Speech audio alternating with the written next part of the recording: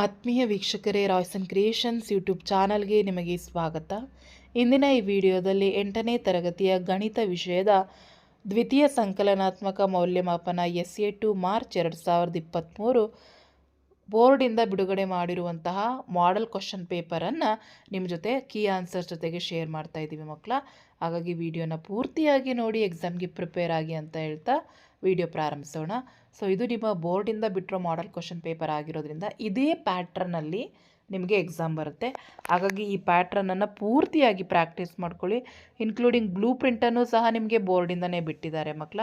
ಹಾಗಾಗಿ ಇದು ಬಹಳ ಯೂಸ್ಫುಲ್ ಆಗುವಂಥ ಒಂದು ವಿಡಿಯೋ ಆಗಿರ್ತದೆ ಮಕ್ಕಳ. ನಿಮ್ಮ ಫ್ರೆಂಡ್ಸಿಗೂ ಸಹ ಶೇರ್ ಮಾಡಿ. ಯಾಕೆಂತ ಹೇಳಿದ್ರೆ ನಿಮ್ಮ ಫೈನಲ್ ಎಕ್ಸಾಮ್ ಇದೇ ಪ್ಯಾಟ್ರನಲ್ಲಿ ಇರೋದ್ರಿಂದ 50 ಅಂಕಗಳಿಗೆ ಎಕ್ಸಾಮ್ ಬರುವಂಥದ್ದು. ಸೊ ಚೆನ್ನಾಗಿ ಪ್ರಾಕ್ಟೀಸ್ ಮಾಡ್ಕೊಳ್ಳಿ. ಫಸ್ಟ್ ಮೇನ್ ಕೆಳಗಿನ ಪ್ರತಿಯೊಂದು ಪ್ರಶ್ನೆ ಅಥವಾ ಅಪೂರ್ಣ ಹೇಳಿಕೆಗೆ 4 ಪರ್ಯಾಯ ಆಯ್ಕೆಗಳನ್ನು ನೀಡಲಾಗಿದೆ. ಸರಿಯಾದ ಉತ್ತರವನ್ನು ಆಯ್ಕೆ ಮಾಡಿ ಅದರ ಕ್ರಮಾಕ್ಷರದೊಳಗೆ ಉತ್ತರ ಬರೀಬೇಕು. 5 ಪ್ರಶ್ನೆಗಳು ಬರ್ತದೆ. ಫಸ್ಟ್ ಕ್ವಶನ್, ಭಾಗಲಬ್ಧ ಸಂಖ್ಯೆಗಳ ಗುಣಾಕಾರದ ಅನನ್ಯತಾಂಶ ಕೇಳಿದ್ದಾರೆ. ಇಲ್ಲಿ 1, 0, -1, 1/2 ಕೇಳಿದ್ದಾರೆ. ಭಾಗಕಾರದ ಗುಣಾಕಾರದ ಅನನ್ಯತಾಂಶ ಯಾವಾಗಲೂ ಒಂದೇ ಆಗಿರ್ತದೆ ಮಕ್ಕಳ. ಹಾಗಾಗಿ option A is the right answer. Second question, ಮೊದಲ n ಬೆಸ ಸಂಖ್ಯೆಗಳ ಮೊತ್ತ ಯಾವಾಗಲೂ ಇದಕ್ಕೆ ಸಮನಾಗಿರ್ತದೆ. n+1 n² n ಅಂತ ಕೊಟ್ಟಿದ್ದಾರೆ. ಸೊ n² ಸಮನಾಗಿರ್ತದೆ ಮಕ್ಕಳ. ಹಾಗಾಗಿ n² is the right answer. ಮೂರನೇ ಪ್ರಶ್ನೆ, ಲಾಭ, ಕೊಂಡ ಬೆಲೆ ಮತ್ತು ಮಾರುವ ಬೆಲೆ ಇವುಗಳ ನಡುವಿನ ಸಂಬಂಧ. ಸೊ ಇಲ್ಲಿ 4 ಈ ಫಾರ್ಮುಲಾ ಕೊಟ್ಟಿದ್ದಾರೆ ಮಕ್ಕಳ. ಸೊ ನಮಗೆ ಕರೆಕ್ಟಾಗಿರುವಂಥದ್ದು ಸೆಲ್ಲಿಂಗ್ ಪ್ರೈಸ್, ಮಾರುವ ಬೆಲೆ ಈಸ್ ಈಕ್ವಲ್ಸ್ ಟು ಕೊಂಡ ಬೆಲೆ ಪ್ಲಸ್ ಲಾಭ. ಸೊ ಕರೆಕ್ಟಾಗಿರೋ ಸೂತ್ರ ಆಪ್ಷನ್ ಬಿ ನಲ್ಲಿರುವಂಥ ಉತ್ತರ ಆಗಿರ್ತದೆ. ಹಾಗಾಗಿ option B is the right answer. So ಇಲ್ಲಿ 4ನೇ ಪ್ರಶ್ನೆ, m² - 9 ಅಪವರ್ತನ ಕೇಳಿದರೆ. ಸೊ ಅದು ಯಾವ ಫಾರ್ಮಲ್ಲಿದೆ ಅಂದರೆ a² - b² ಫಾರ್ಮಲ್ಲಿದೆ. ಸೊ ಅದರ ಅಪವರ್ತನ ಗೊತ್ತಿದೆ ಮಕ್ಕಳ. ಸೂತ್ರ a+b × a - b is the right answer. So ಹಾಗಾಗಿ ಆ ಫಾರ್ಮಲ್ಲೇ ಬರೆಯೋಕ್ಕೆ ಹೋದರೆ ನಮ್ಗೆ ಹೆಂಗೆ ಬರುತ್ತೆ, m+3 × m-3 ಆಗುತ್ತೆ. ಸೊ ನಿಮಗೆ ಗೊತ್ತಿರಲಿ. ಸೊ ಆನ್ಸರ್ ನಮಗೆ ಏನಾಗ್ತದೆ ಅಂದರೆ m-3 × m+3 ಆಗ್ತದೆ. ಹಾಗಾಗಿ option D is the right answer.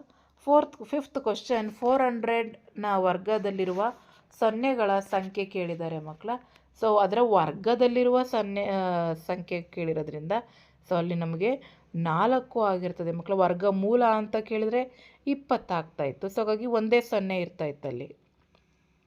ಅವ್ರು ಕೇಳಿರುವಂಥದ್ದು ವರ್ಗದಲ್ಲಿರುವಂತಹ 400ರ ವರ್ಗ ಅಂತ ಹೇಳಿದ್ರೆ 400 × 400 ಮಾಡಿದರೆ 16,000 ಆಗ್ತದೆ. ಸೊ 1,60,000 ಆಗ್ತದೆ. ಹಾಗಾಗಿ ನಮಗೆ option C 4 is the right answer. Next second main ಕೆಳಗಿನ ಪ್ರಶ್ನೆಗಳಿಗೆ ಉತ್ತರಿಸಿ. ಇಲ್ಲಿ ಸಹ 1 ಅಂಕದ ಪ್ರಶ್ನೆಗಳಿದ್ದಾವೆ. 6ನೇ ಪ್ರಶ್ನೆ, ಚತುರ್ಭುಜವನ್ನು ವ್ಯಾಖ್ಯಾನಿಸಿ. 4 ಬಾಹುಗಳು, 4 ಕೋನಗಳು ಮತ್ತು 4 ಶೃಂಗಗಳು ಇರುವ 2 ಆಯಾಮದ ಒಂದು ಆವೃತ್ತ ಆಕೃತಿಯನ್ನು ಚತುರ್ಭುಜ ಅಂತೇಳಿ ಕರಿತೀವಿ. ನೆಕ್ಸ್ಟ್ 7ನೇ ಪ್ರಶ್ನೆ, ಕುಂದಿಲ್ಲದ ಒಂದು ನಾಣ್ಯವನ್ನು 1 ಬಾರಿ ಎಸೆದಾಗ ಉಂಟಾದ ಫಲಿತಗಳನ್ನು ಬರೆಯಿರಿ. ಸೊ ಆಬ್ವಿಯಸ್ಲಿ ಒಂದು ನಾಣ್ಯವನ್ನು ಎಸೆದ್ರೆ ಹೆಡ್ ಆರ್ ಟೈಲ್, ಶಿರ ಅಥವಾ ಪುಚ್ಚ ಬರುವಂಥದ್ದು. ಹಾಗಾಗಿ ಶಿರ ಮತ್ತು ಪುಚ್ಚ ಅಂತ ಬರೀಬೇಕು. 8ನೇ ಪ್ರಶ್ನೆ, ಭಾರತ ಸರ್ಕಾರವು GSTಯನ್ನು ಯಾವಾಗ ಜಾರಿಗೆ ತಂದಿತು ಅಂತೇಳಿ ಕೇಳಿದರೆ 2017ರಲ್ಲಿ ಇದನ್ನು ಜಾರಿಗೆ ತರಲಾಗ್ತದೆ. 9ನೇ ಪ್ರಶ್ನೆ, 2 ಪರಿಣಾಮಗಳ ಗುಣಲಬ್ಧವು ಯಾವಾಗಲೂ ಒಂದು ಸ್ಥಿರಾಂಕವಾಗಿರುವ ಅನುಪಾತವನ್ನು ಹೆಸರಿಸಿ. ಅದು ವಿಲೋಮಾನುಪಾತ ಆಗಿರ್ತದೆ. 10ನೇ ಪ್ರಶ್ನೆ, 2 ಪರಿಮಾಣ x ಮತ್ತು yಗಳು ನೇರ ಅನುಪಾತದಲ್ಲಿವೆ. ಈ ಹೇಳಿಕೆಯನ್ನು ಗಣಕೀಯ ರೂಪದಲ್ಲಿ ಬರೆಯಿರಿ.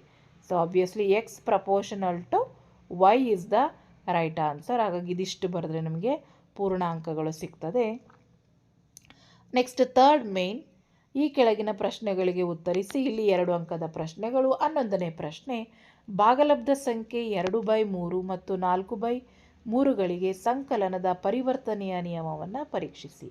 ಸೊ ಸಂಕಲನದ ಪರಿವರ್ತನೆ ನಿಯಮ ಅಂತ ಹೇಳಿದ್ರೆ a+b = b+a, that is the ಸಂಕಲನದ ಪರಿವರ್ತನೆಯ ನಿಯಮ. ಹಾಗಾಗಿ 2/3 + 4/3 = 4/3 + 2/3 ಆಗುತ್ತೆ. ಸೊ ಅಲ್ಲಿ ನಮಗೆ ಛೇದಗಳು ಏನಾಗಿದೆ ಮಕ್ಕಳ, ಸಮನಾಗಿದೆ. ಹಾಗಾಗಿ ಅಂಶವನ್ನು ಕೂಡಿಸೋಣ. 2 + 4 / 3 = 4 + 2 / 3. ಸೊ ಹಾಗಾಗಿ 3/6 = 6. ಸೊ 2. ಸೊ ಅದು ಕರೆಕ್ಟ್ ಆಗಿದೆ. ನೆಕ್ಸ್ಟು 12ನೇ ಪ್ರಶ್ನೆ, 3 ಹಸಿರು ಖಂಡಗಳು, ಒಂದು ನೀಲಿ ಖಂಡ ಮತ್ತು ಒಂದು ಕೆಂಪು ಖಂಡ ಇರುವಂತಹ ಒಂದು ಚಕ್ರವನ್ನು ತಿರುಗಿಸಿದಾಗ ಒಂದು ಹಸಿರು ಖಂಡವನ್ನು ಪಡೆಯುವಂತಹ ಸಂಭವನೀಯತೆ ಎಷ್ಟು? ಸೊ ಅಲ್ಲಿ 3 ಹಸಿರು, ಒಂದು ನೀಲಿ. ಸೊ ಬರ್ಕೊಳ್ಳೋಣ, ಎಸ್ ಇಸ್ ಈಕ್ವಲ್ ಟು 3, 1, 1. ಈಗ ಅವರ ಕ್ವಶನ್ ಏನು? ಒಂದು ಹಸಿರು ಖಂಡವನ್ನು ಪಡೆಯುವಂಥ ಸಂಭವನೀಯತೆ. ಸೊ ಅಲ್ಲಿ ಒಟ್ಟು ಸ್ಯಾಂಪ್ಲಿಂಗ್ ಎಷ್ಟಿದೆ? 3, 4, 5. N of s is equals to 5. So ನೀಲಿ ಪಡೆಯುವುದು 1. ಹಾಗಾಗಿ ಏನಾಗ್ತದೆ? N of a is equals to ಹಸಿರು ಖಂಡವನ್ನು ಪಡೆಯುವಂತಹ ಸಂಭವನೀಯತೆ 3/5 ಆಗಿರ್ತದೆ. ಹಾಗಾಗಿ 3/5 ಇಸ್ ದ ಆನ್ಸರ್. ನೆಕ್ಸ್ಟ್ 12ನೇ ಪ್ರಶ್ನೆ, ವಾರದ ಮೊದಲ 6 ದಿನಗಳಲ್ಲಿ ಫ್ಯಾನ್ಗಳ ಮಾರಾಟವನ್ನು ಈ ಕೆಳಗೆ ತೋರಿಸಲಾಗಿದೆ. ಸೊ ಒಂದು ಫ್ಯಾನ್ ಚಿತ್ರ 2 ಫ್ಯಾನ್ಗಳನ್ನು ಸೂಚಿಸ್ತದೆ. ವಾರದ ಯಾವ ದಿನಗಳಲ್ಲಿ ಗರಿಷ್ಠ ಫ್ಯಾನನ್ನು ಮಾರಲಾಗಿದೆ? ನೋಡಿ, ಆಬ್ವಿಯಸ್ಲಿ ಮಂಗಳವಾರ. ಶುಕ್ರವಾರ ಮಾರಿದ ಫ್ಯಾನ್ಗಳ ಸಂಖ್ಯೆ ಎಷ್ಟು ಕೇಳಿದ್ದಾರೆ. ಸೊ 7 ಫ್ಯಾನ್ಗಳಿದ್ದಾವೆ ಅಂದರೆ 7 14 ಫ್ಯಾನುಗಳು. ನೋಡಿ, ಭಾಳ ಈಸಿಯಾಗಿ 2 ಅಂಕವನ್ನು ನೀವು ಅಲ್ಲಿ ಗಳಿಸ್ಬೋದು. 14ನೇ ಪ್ರಶ್ನೆ, 243ರ ಒಂದು ಪೂರ್ಣ ಘನವೇ? ಕಾರಣವನ್ನು ತಿಳಿಸಿ. ಸೊ 243 ಒಂದು ಪೂರ್ಣ ಘನ ಅಲ್ಲ, ಏಕೆಂದರೆ ನೀವು ಅದನ್ನು ಅವಿಭಾಜ್ಯ ಅಪವರ್ತನ ಮಾಡ್ತಾ ಹೋದರೆ 3 × 3 × 3 × 3. ಸೊ ಅದು 3 ಕ್ಯೂಬ್ ಆಗುತ್ತೆ. ಇಂಟು 3, ಇನ್ನೊಂದು 3 ಕಡಿಮೆ ಆಗಿದೆ, ಹಾಗಾಗಿ ಅದು ಪೂರ್ಣ ಘನ ಆಗೋದಿಲ್ಲ. ನೆಕ್ಸ್ಟು, ಒಬ್ಬ ವ್ಯಕ್ತಿಯು 40,000 ನಮೂದಿತ ಬೆಲೆಯ ಒಂದು ಟಿ ವಿಯನ್ನು ಖರೀದಿಸುತ್ತಾನೆ. ಜಿ ಎಸ್ ಟಿ ದರ 28% ಆದರೆ ಜಿ ಎಸ್ ಟಿ ಮೊತ್ತವೆಷ್ಟು? ಸೊ ನಮೂದಿತ ಬೆಲೆ 100 ರೂಪಾಯಿ ಆದರೆ ಜಿ ಎಸ್ ಟಿ ಎಷ್ಟಾಗಿದೆ? 28 ರೂಪಾಯಿ. ಹಾಗಾಗಿ ನಮೂದಿತ ಬೆಲೆ 40,000 ಆದರೆ ಏನಾಗುತ್ತೆ? 28ಕ್ಕೆ 100 ರೂಪಾಯಿಗೆ 28 ರೂಪಾಯಿ, 40,000ಕ್ಕೆ 11,200 ರೂಪಾಯಿ ಜಿ ಎಸ್ ಟಿನೇ ಆಗಿರ್ತದೆ. 16ನೇ ಪ್ರಶ್ನೆ, x minus y square x square minus ವೈನ ಗುಣಲಬ್ಧ. ಸೊ ಈಗ ನಾವೇನು ಮಾಡಬೇಕು? ಎಕ್ಸಿಂದ ಇದನ್ನು ಗುಣಲಬ್ಧ ಮಾಡಿ, ಅದೇ ರೀತಿ ವೈಯಿಂದಲೂ ಗುಣಲಬ್ಧ ಬರ್ಕೊಳ್ಳಿ. X into x square minus y square into x square minus. So ಗುಣಿಸಿದರೆ ನಮಗೆ x cube minus x y minus x square y square plus y cube ಬರ್ತದೆ. ನೆಕ್ಸ್ಟ್ 4th ಮೇನ್, ಕೆಳಗಿನ ಪ್ರಶ್ನೆಗಳಿಗೆ ಉತ್ತರಿಸಿ. ಇಲ್ಲಿ ನಮಗೆ 3 ಅಂಕದ ಪ್ರಶ್ನೆಗಳು ಬರ್ತದೆ. ಇಲ್ಲಿ ಮೊದಲನೇದು 17ನೇದು ಮೌಲ್ಯೀಕರಿಸಿ ಕೊಟ್ಟಿದ್ದಾರೆ.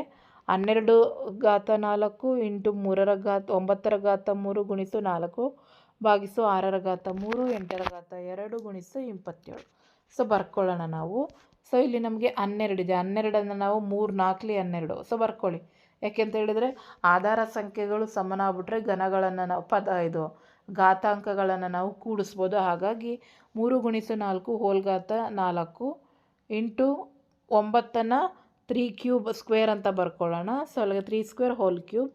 ಸೊ 6ಅನ್ನು 2 3 6, 8ಅನ್ನು 2 2 4, 4 2 8, 2 ಕ್ಯೂಬ್ ಅಂತ ಬರ್ಕೊಳ್ಳೋಣ. 27ಅನ್ನು 3 ಕ್ಯೂಬ್ ಅಂತ ಬರ್ಕೊಳ್ಳೋಣ. ಸೊ ಬರ್ಕೊಂಡಾಗ ನಮಗೆ ಈ ರೀತಿ ಆಗುತ್ತೆ. ಸೊ 3 × 4 ಹೋಲ್ ಘಾತ 4 ಅಂದರೆ a into b whole to the power 3 n ಆದರೆ a to the power of n into b to the power of n ಆಗುತ್ತೆ. ಆ ಸೂತ್ರಕ್ಕೆ ಅಪ್ಲೈ ಮಾಡೋಣ. So 3 × 4 into 2 × 8 into 3 × 6 divided by 2 square divided by 2 cube into 3 cube into 2 × 6 into 3 × 3. So ಈಗ ನಾವು ಆ ಸೂತ್ರಕ್ಕೆ ಹಾಕ್ಕೊಂಡು ಎಲ್ಲೆಲ್ಲಿ ಕ್ಯಾನ್ಸಲ್ ಆಗ್ತದೆ ಅದಷ್ಟನ್ನು ಕ್ಯಾನ್ಸಲ್ ಮಾಡಿ ಉಳಿದಿದ್ದೆಲ್ಲವನ್ನು ಆ್ಯಡ್ ಮಾಡ್ತಾ ಹೋದರೆ ವಿಲ್ ಗೆಟ್ 3 × 4 ಇಂಟು 2. ಸೊ ಇಲ್ಲಿಗೆ ನಮಗೆ 162 ಆಗ್ತದೆ. ಸೊ ಈಸಿ ಇದೆ, ಲೆಕ್ಕವನ್ನು ನೀವು ಸಾಲ್ವ್ ಮಾಡ್ತಾ ಹೋಗಿ. ನೆಕ್ಸ್ಟ್ 18ನೇ ಪ್ರಶ್ನೆ, ಒಂದು ಆಯತಾಕಾರದ ಹೊಲದ ಸುತ್ತಳತೆ 154 ಮೀಟರ್ ಇದೆ.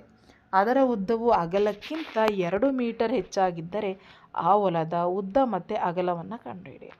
ಸೊ ಹೊಲದ ಅಗಲ ಮತ್ತು ಉದ್ದಗಳನ್ನ ನಾವು ಎಕ್ಸ್ ಆ್ಯಂಡ್ x+2, ಯಾಕೆಂತ ಹೇಳಿದರೆ ಅವರೇ ಕೊಟ್ಟಿದ್ದಾರೆ ಉದ್ದ ಅನ್ನೋದು ಅಗಲಕ್ಕಿಂತ ಜಾಸ್ತಿ ಆಗಿದೆ 2 ಮೀಟ್ರ್. ಹಾಗಾಗಿ ಅವನ್ನ ಎಕ್ಸ್ ಅಂತ ತಗೊಂಡ್ರೆ ಉದ್ದವನ್ನು x+2 ಅಂತ ತಗೋತೀವಿ.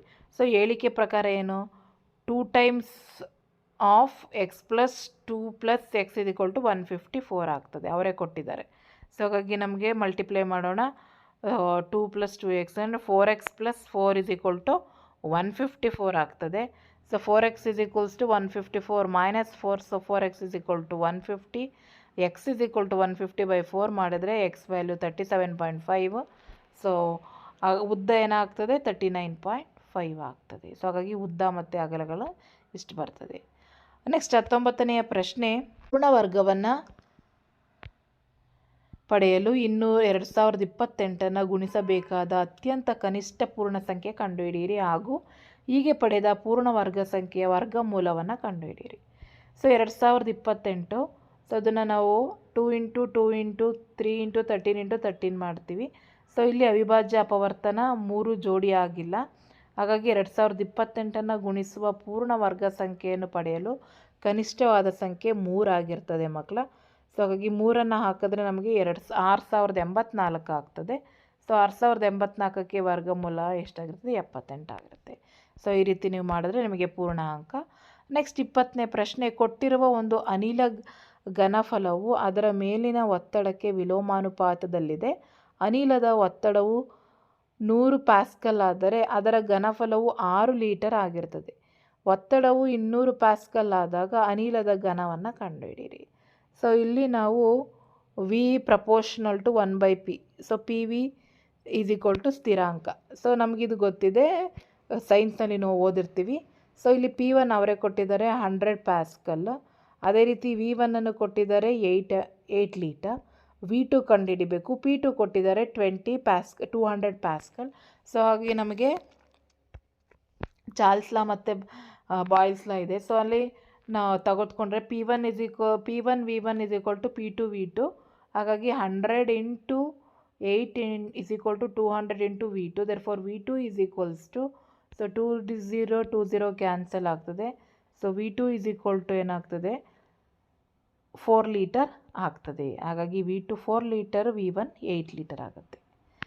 ನೆಕ್ಸ್ಟ್ 21ನೇ ಪ್ರಶ್ನೆ, 4ab - a² - 4b² + c² ಅಪವರ್ತನವನ್ನು ಬರೆಯಿರಿ. ಸೊ ಫಸ್ಟ್ ಕ್ವಶನ್ ಬರ್ಕೊಳ್ಳೋಣ. ಸೊ c² ಬರ್ಕೊಳ್ಳಿ, ಹಾಗೆಯೇ minus of a² - 2ab + 2b². ಯಾಕೆಂದರೆ ಈ c² ತೆಗೆದ್ರೆ ಇವೆಲ್ಲ ಏನಾಗಿದೆ? a+b² ಫಾರ್ಮಲ್ಲಿದೆ. ಹಾಗಾಗಿ c² minus into a - 2b². So again it is in the form of a² - b². So ಹಾಗಾಗಿ c + a - 2b into c - a - 2b. Therefore c + a - 2b, c - a + 2b ಆಗ್ತದೆ. So ಇದಿಷ್ಟನ್ನು ಬರೆದ್ರೆ ನಿಮಗೆ 3 ಅಂಕಗಳು ಸಿಗ್ತದೆ. Next ಕೆಳಗಿನ ಪ್ರಶ್ನೆಗಳಿಗೆ ಉತ್ತರಿಸಿ. ಇಲ್ಲಿ 4 ಅಂಕದ ಪ್ರಶ್ನೆಗಳು. 22ನೇ ಪ್ರಶ್ನೆ, ಸಮಾಂತರ ಚತುರ್ಭುಜ ABCDಯಲ್ಲಿ x ಮತ್ತು yಗಳ ಬೆಲೆಯನ್ನು ಕಂಡುಹಿಡಿಯಿರಿ. ಇದು ಈಸಿ ಇದೆ ಮಕ್ಕಳ. ಸೊ ಕರ್ಣಗಳ ಬೆಲೆಯನ್ನು ಕೊಟ್ಟಿದ್ದಾರೆ, ಬರ್ಕೊಳ್ಳೋಣ. ಸಮಾಂತರ ಚತುರ್ಭುಜದಲ್ಲಿ ಕರ್ಣಗಳು ಪರಸ್ಪರ ಅರ್ಧಿಸುತ್ತವೆ, ಅದು ನಮಗೆ ಗೊತ್ತಿದೆ. ಹಾಗಾಗಿ ನಾವೇನು ಮಾಡ್ತೀವಿ? AO is equals to OC. So ಇಲ್ಲಿ ನಾವು ಮಧ್ಯದಲ್ಲಿ ನಮಗಿಲ್ಲಿ ಕೇಂದ್ರ ಬಿಂದು ಇದೇನು ಕಾಣಿಸ್ತಿದೆಯಲ್ಲ, ಇದನ್ನು O ಅಂತ ತೆಗೆದುಕೊಂಡ್ರೆ AO is equals to OC. Therefore 5y + 1 is equal to 6y - 1. Therefore 1 + 1 plus ಇರೋದು ಈ ಕಡೆ ಬಂದರೆ ಮೈನಸ್ ಆಗುತ್ತೆ. ಸೊ +1 2 ಆಗ್ತದೆ. ಸೊ 6y ಇಂದ 5y ಕಳೆದ್ರೆ 2 ಬರ್ತದೆ, will get 1y. Therefore y is equal to 2 ಆಯಿತು. ಅಲ್ಲಿಗೆ ನಮಗೆ y ಬೆಲೆ ಕಂಡುಹಿಡ್ದಾಯಿತು. ಅದೇ ರೀತಿ ನಾವು BO ಈಸ್ ಈಕ್ವಲ್ಸ್ ಟು ODಯನ್ನು ಮಾಡಿಕೊಂಡ್ರೆ 3x - 1 is equal to 2 of x + 1. Therefore will get x is equal to 3 value. Next 23ನೇ ಪ್ರಶ್ನೆ, ಒಂದು ಕೋಣೆಯ ಉದ್ದ, ಅಗಲ ಮತ್ತು ಎತ್ತರಗಳು ಕ್ರಮವಾಗಿ 12 ಅಡಿ, 9 ಅಡಿ ಮತ್ತು 8 ಅಡಿ ಆಗಿವೆ. ಪ್ರತಿ ಚದರ ಅಡಿಗೆ 50 ರೂಪಾಯಿಯಂತೆ ಕೋಣೆಯ ಒಳಗೋಡೆಗೆ ಬಣ್ಣ ಹಚ್ಚಲು ಆಗುವ ವೆಚ್ಚವನ್ನು ಕೇಳಿದ್ದಾರೆ. ಸೊ ಇಲ್ಲಿ ಲೆಂತ್, ಬ್ರೆಡ್ತ್, ಹೈಟು ಕೊಟ್ಟಿದ್ದಾರೆ 12, 9, 8. ಸೊ ನಮಗೆ ಬಣ್ಣ ಹಚ್ಚಬೇಕಾದ ಭಾಗದ ವಿಸ್ತೀರ್ಣಕ್ಕೆ ನಾವು ತಗೋಬೇಕು ಅಂತ ಹೇಳಿದ್ರೆ ಪೂರ್ಣ ಮೇಲ್ಮೈ ವಿಸ್ತೀರ್ಣ ತಗೊಳಕ್ಕಾಗಲ್ಲ, ಪಾರ್ಶ್ವ ಮೇಲ್ಮೈ ವಿಸ್ತೀರ್ಣ ತಗೋತೀವಿ. ಸೊ ಹಾಗಾಗಿ 2h of l + b is the formula. Value substitute ಮಾಡಿದ್ರೆ ನಮಗೆ 366 ಅಡಿ ಚದರ ಅಡಿ ಸಿಗುತ್ತೆ. ಒಂದು ಚದರ ಅಡಿಗೆ 50 ರೂಪಾಯಿ ಆದರೆ 336ಕ್ಕೆ ಎಷ್ಟು ಬರುತ್ತೆ? 16,800 ಆಗ್ತದೆ. ನೆಕ್ಸ್ಟ್ 6ನೇ ಮೇಯ್ನ ಕೆಳಗಿನ ಪ್ರಶ್ನೆಗಳಿಗೆ ಉತ್ತರಿಸಿ. ಇಲ್ಲಿ 5 ಅಂಕಕ್ಕೆ ಒಂದೇ ಪ್ರಶ್ನೆ. ಸೊ ಇಲ್ಲಿ ನಮಗೆ 24ನೇ ಪ್ರಶ್ನೆ, ಅಕ್ಷಗಳ ಮೇಲೆ ಸೂಕ್ತ ಪ್ರಮಾಣದೊಂದಿಗೆ ಕೆಳಗಿನ ಕೋಷ್ಟಕಕ್ಕೆ ಒಂದು ನಕ್ಷೆಯನ್ನು ರಚಿಸಿ ಅಂತೇಳಿ ಕೇಳಿದರೆ ನಕ್ಷೆಯನ್ನು ಗಮನಿಸಿ ಕೆಳಗಿನ ಪ್ರಶ್ನೆಗಳಿಗೆ ಉತ್ತರಿಸಿ. ಸೊ ನಕ್ಷೆಯ ಮೂಲ ಬಿಂದುವಿನ ಮೂಲಕ ಹಾದು ಹೋಗುತ್ತದೆ ಅಂತ ಕೇಳಿದರೆ ಸೊ ಅದು ಹೋಗ್ತದೆ. 5 ಸೇಬುಗಳ ಬೆಲೆ ಎಷ್ಟು ಅಂತ ಕೇಳಿದ್ದಾರೆ ಮಕ್ಕಳ. ಸೊ ನಾವು ಫಸ್ಟ್ ಅರ್ಥ ಮಾಡ್ಕೋಬೇಕು, ಒಂದು ಸೇಬಿಗೆ ಬೆಲೆಯನ್ನು ಕಂಡುಹಿಡ್ಕೋಬೇಕು.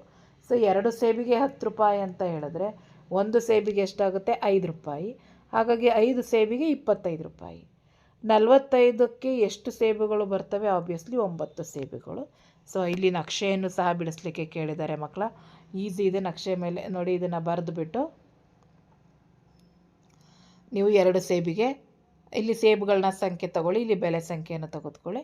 ಸೊ ಬರಿಬೋದು, ಈಸಿಯಾಗಿ ನಿಮಗೆ ಮಾರ್ಕ್ಸ್ ಸಿಗುತ್ತೆ.